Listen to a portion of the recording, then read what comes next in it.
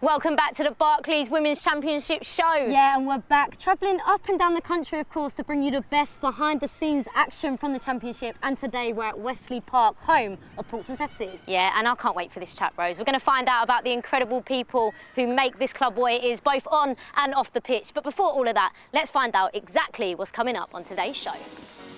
Having a little girl makes you feel a little bit more of a feminist and think like, you know, I really want to make a change.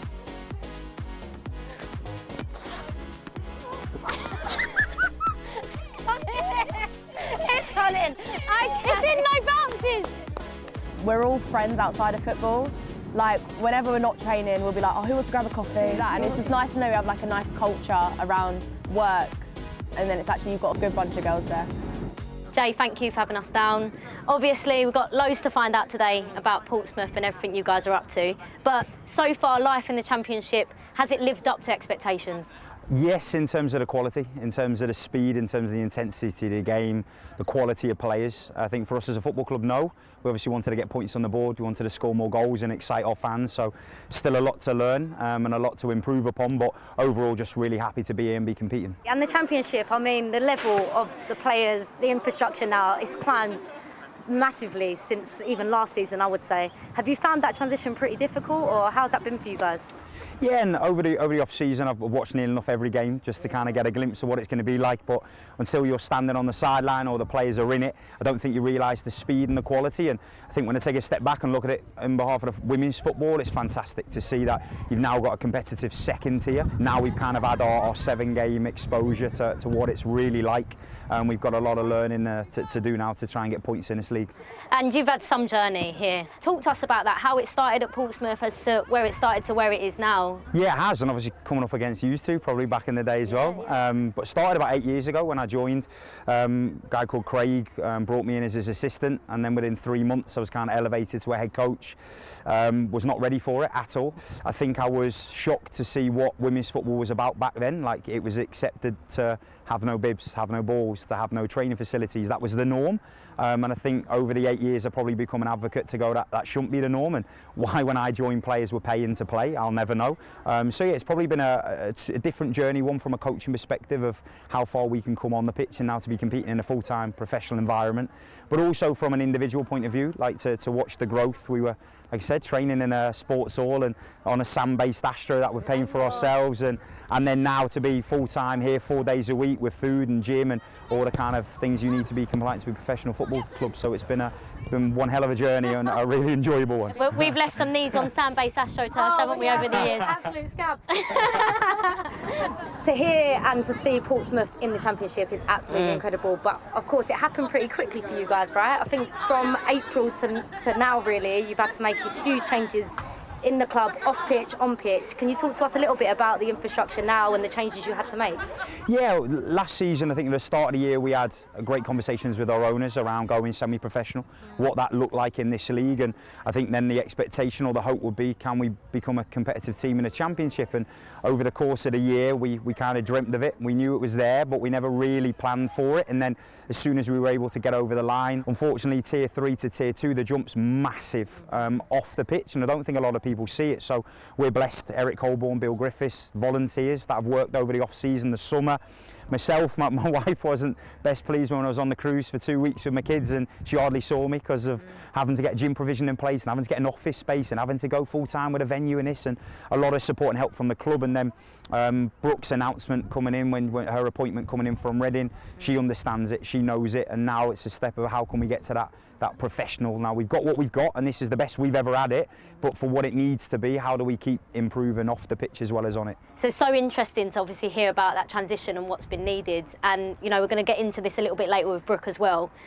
Obviously you touched on her there, massive addition to the team, and you speak about team, the backroom staff, everyone had to work together through this transition to make sure Pompey stay in the place they need to stay. How important is that to have a supportive network around the girls on the pitch to make sure that actually everyone buys into this long-term vision? Yeah, that's massive, and it's massive to Pompey. We are a club that is steeped in tradition around community, togetherness, and the staffing group we're all in our embryonic stage of professional football. This is the first time I've been a professional manager, and likewise with the staff, so we're learning a lot, and like you said, Brooke coming in, she's got her experiences and her knowledge, and she's supporting supporting as much as she can from a club that had a lot. They were a Super League team in Reading and obviously training at their main club's training ground and playing at the Medeski, and we're probably a few years behind that. That's where we want to get to. So right now it's kind of finding something that gives us the foundation to be compliant but also to compete.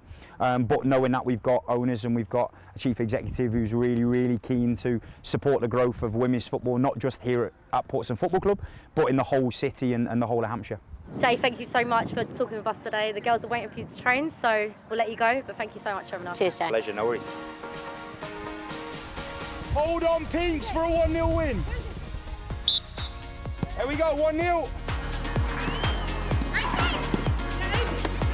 All-time width, occupy 5 lanes.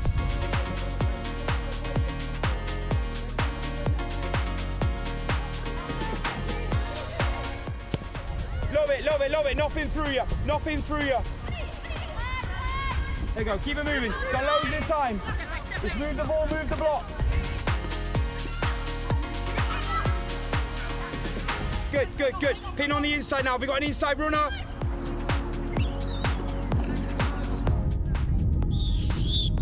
Well done, Pinks. Clean sheet. And now we're joined by Brooke Chaplain, Head of Football at Portsmouth. Brooke, thank you so much for having us today. We're actually really excited for this, We are very aren't we? excited, We're going to find out loads, and we're going to delve into your playing career and all of that stuff, because we can't have you here and not speak about that.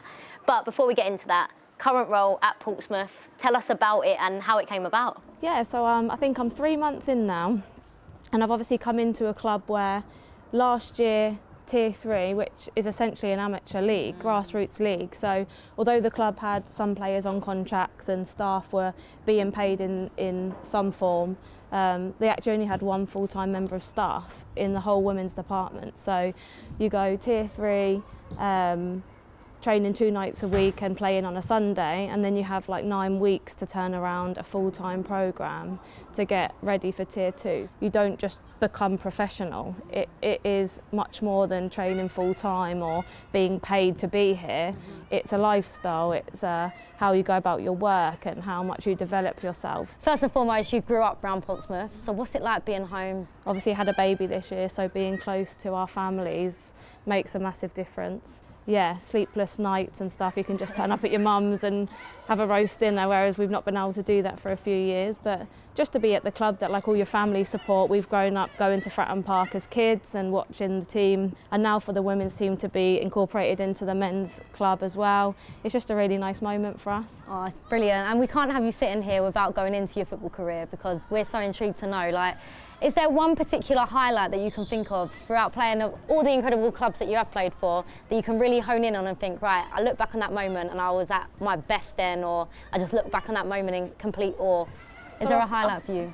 So there's a couple of like individual moments. So scoring in the World Cup for the England under-20s over in Chile, that was a really big moment. Winning the FA Cup with Everton against Arsenal in extra time of added time. So yeah, it was them moments. But I think when I look back, I don't think we realised at Reading, the year we finished 4th a couple of years on the bounce, I don't think we really realised how much we were like pushing boundaries. If you look at our budget then as a club, I don't think we realised like how special that group was to really have pushed the clubs that we were pushing as much as we did. I think that was a real key moment that I look back on quite fondly. Obviously, transitioning from being a player and now to the place you're at now wasn't your decision. So at that time, when you reflect on what happened, and for people that don't know, I guess, what had happened in that period of time, can you open up to us a little bit about that? Yeah, absolutely. So we were training just before Christmas. It was on an international break, I think it was 2021. And I was just doing some speed work after training and I just felt a little bit of a pain in my knee.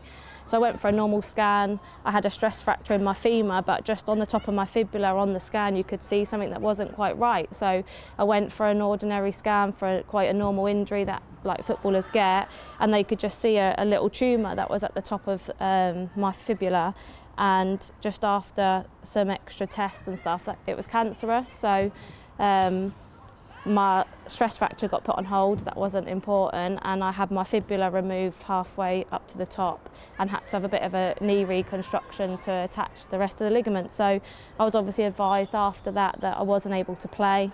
I was lucky that the tumour had been contained within the bone, so I didn't have to have any chemo or any radio afterwards, and like for that I've got to be like grateful that it wasn't causing me any pain. If I hadn't have had this injury, I would never have gone for a scan to know it was even there. So yeah, there's a silver lining to it, and for years I've been saying to Luke, should we have a baby, should we have a baby, should we have a baby, and I just was never ready to step away from football, so it kind of just made that decision really easy, and stepped away, retired. You can hear her now picking up. Hello, someone wants to be on the camera. Sorry guys. Oh, no. Oh, yes. Who's on the championship show and is going to get to watch this back one day? There we go. But, I mean, you were speaking to us, obviously, about, you know, having your little girl. How much does everything just change your perspective? Having a little girl makes you feel a little bit more of a feminist and think like, you know, I really want to make a change in that environment so that she doesn't experience some of the things that we had to go through, and kind of the lack of resource that are given to females in certain spaces. So it definitely puts a bit of fire in your belly, which I wasn't expecting as much. Love that, Brooke. Thank you so much. Okay. And thank you so much. Good girl. All right, thanks, Brooke. We'll see you later. Cheers.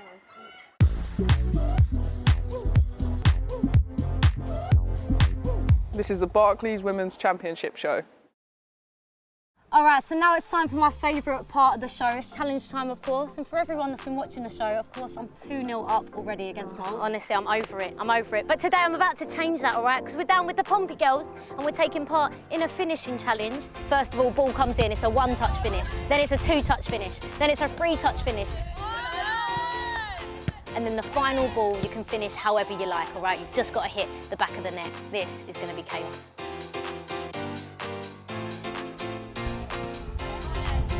Yes!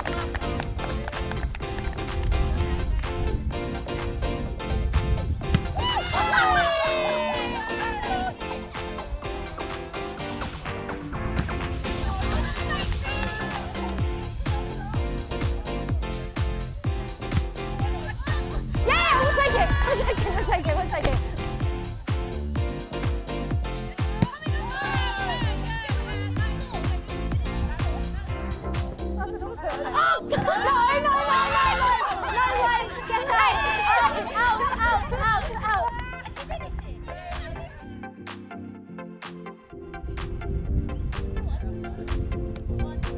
Yeah, we'll take it. Take it. P-roll, but...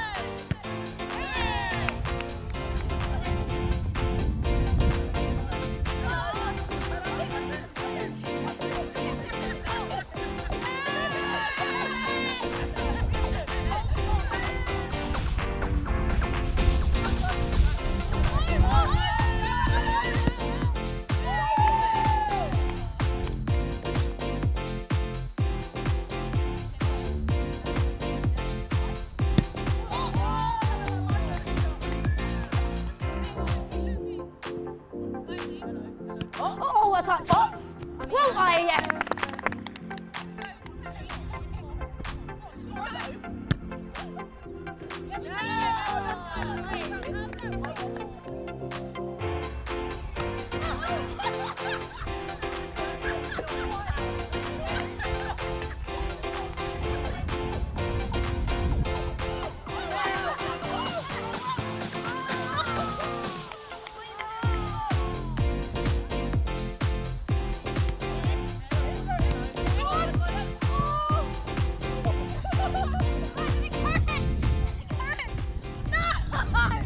a tie, right? So we need to come up with a creative way to basically work out who's won the game. Each person in the team has got to touch the ball before the third person must finish, all right? You're going to do it, we're going to do it, and then whoever has the best finish wins the game, okay? Let's go. Right, go on then.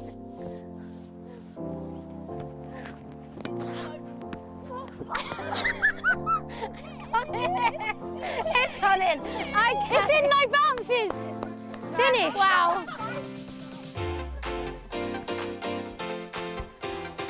Oh, hello. That's it. Oh.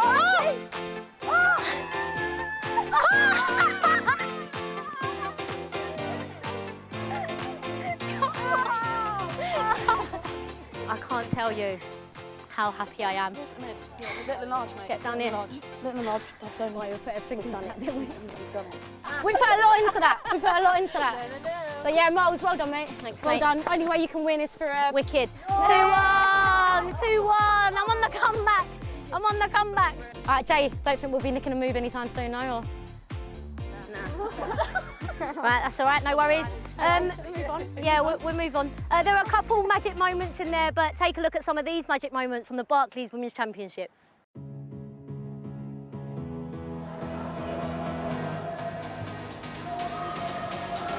Heavy touch from the nets, there was Morgan, now Lloyd Smith. What a block from Castley. He came from nowhere to stop it going to 2-0.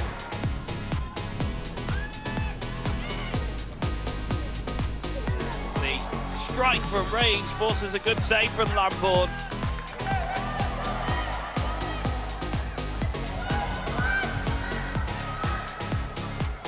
Dale's trying to stop Perugia, doesn't manage to do so, and Sheffield United take the lead.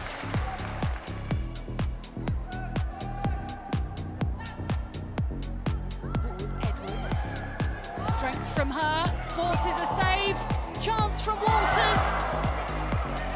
Luke has a go, save after save, back to Edwards, and now she does score.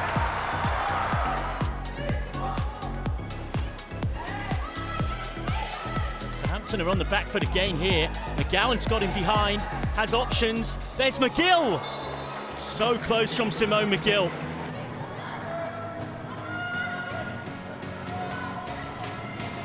Bobbles down to Perugia. She goes for a shot that bounces away off the crossbar. Flicked on by the head of Hales. Onto Andrews. Might be able to cut this back to Hales. She does, and Hales scores. Brilliant start for Newcastle. Back into midfield. Lost by Primus. Stops with the pass. Hales is away. And she scores! So Hales from 12 yards out. This for her hat-trick! And she makes no mistake. It's a hat-trick from Hales. Helped inside by Vestra. It's Harrison. Harrison off the line by McEwen. To be won in midfield, as has so often been the case in 50-50s today. Birmingham City have won it. Here comes Fuso.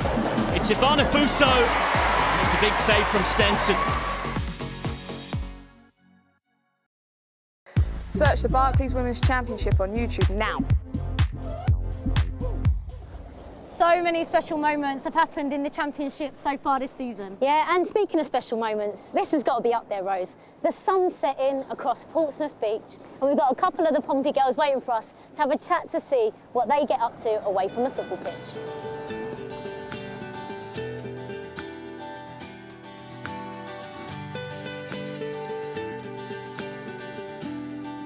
Right, and we're joined by Erin, Scarlett, Annie and Hannah from Pompey. Girls, thanks for joining us at the beach, yeah? Nice little warm evening. Little nice and toasty, lucky you got your coffees. But, I mean, for us, it's beautiful just to be down here, if I'm honest. And Erin, for you, you're obviously from Ireland, please tell me you girls have spent a lot of time here. Yeah, we do for sure. More so in pre-season, whenever it was better weather, we were down here like loads in the sun, paddleboarding. We even had like a player team bonding here as well, so it was really nice. And I think now the weather's a bit not as nice, but we still come down here for walks and bit of alone time away from the madhouse. I love that. And Scarlett, how important are those moments in pre-season to spend time down here on the beach with the team? Is that important? So important. I think it's just nice to be like, we're all friends outside of football. Like, whenever we're not training, we'll be like, oh, who wants to grab a coffee? Who wants to do this? Who wants to do that? And it's just nice to know we have like a nice culture around work. And then it's actually, you've got a good bunch of girls there. Definitely. And Annie, obviously Erin mentioned it there. We actually said madhouse, right? I didn't say that. You said that. Yeah, you said madhouse. So we've heard about the sitch. Obviously you four live together in a house of 7. Tell us how that is, because, you know, I reckon there's pros and cons to everything, but I also think that would be amazing to like go into a house. No, I'm not sick of everyone yet, but I'm nearly there. No, it's good. We all have a laugh like in the kitchen, like after making dinner and stuff, and like we've been on Just Dance. Bit of Mario Kart every night. Yeah, no, it's nice, yeah. Love that. I need to know who's the best dancer then. Yeah. Do you know what? Do you know what's so funny? No questions asked. No, seriously. I just don't think you've seen it from me yet. It's just not come out. It's not come out. Han's got the hitch, yeah. Right, yeah. After this. And Han, in terms of like settling into a new club, having that cohesion when it comes to going home and having those moments to switch off after football, has that been important to you in terms of like settling in? Yeah, definitely. Obviously, having the girls there to settle in. Obviously, I knew Annie and Meg already. But yeah, getting to know the new girls and yeah, just being able to spend moments like this has been good. And obviously right now we're experiencing the beach, but Portsmouth have got loads to offer. So a typical day off for you girls, what's it look like? Coffee. Literally in the morning, yeah. coffee. We found this really nice spot near training called Ethos. Yeah. And then Erin can tell us how we found about this amazing place we always go. We're just regulars now. So then tell us the story then. How did Ethos come about?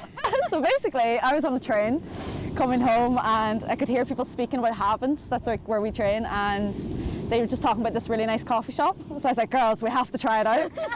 So the next morning, me, Scarlett, and another girl we live with, Eve, went there, had a lovely coffee, and we told everyone about it. And now, just every day, Portsmouth are just in having a coffee. Han, for you, how have you found your time so far in the Championship with Portsmouth? Yeah, obviously it's been a difficult start for us in the league, but obviously we've come up against some of the top teams who are probably going to be pushing for the title, and I don't think we're a million miles away. I know some of the scorelines probably don't reflect some of the games that we've been in, but we're working really hard, and yeah, hopefully the first win will come soon. Yeah, and you could definitely see that progress, by the way. It's definitely been amazing to watch. Yeah, absolutely. And Erin, what would you say the team's goals are and objectives are moving forward? I think just to keep building. Like, obviously we're a brand new team. Like, a lot of these girls, we've never played with each other before, and we're building each week, and the results aren't reflecting how we're performing, but it is getting better. Like, we're getting there. Amazing. Well, girls, thank you so much for joining us, all right? And good luck for the rest of the season. I'm conscious, got to get them home. They're freezing. I know. They're freezing, these girls. Thank you so much. All right, we'll see you soon. Cheers. Well, I don't know about you, but I've had an unbelievable day here at Portsmouth. Honestly, I'm going to have to come back soon. It's been unbelievable to chat to all the staff, the players, and I do think they're building something so special here, honestly. 100%, you can feel it. You speak to everyone from across the club, and Portsmouth is definitely going in the right direction. We've absolutely loved it. And if you want to stay up to date with everything happening from across the league, make sure you subscribe to the Barclays Women's Championship YouTube channel right now to stay up to date with the latest content. We'll see you soon.